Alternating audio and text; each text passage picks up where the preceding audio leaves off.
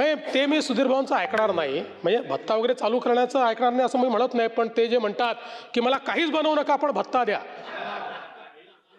मला काहीच देऊ नका पण भत्ता द्या,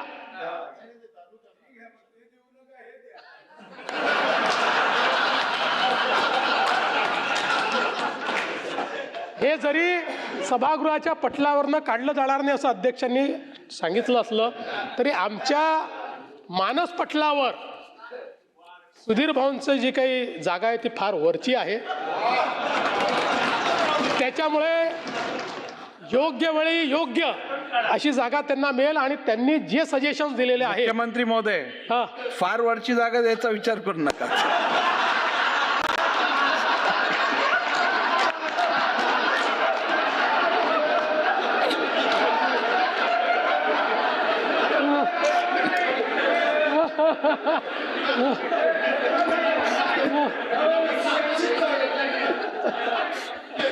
अध्यक्षांच्या जागेला कुठलाही धोका नाही.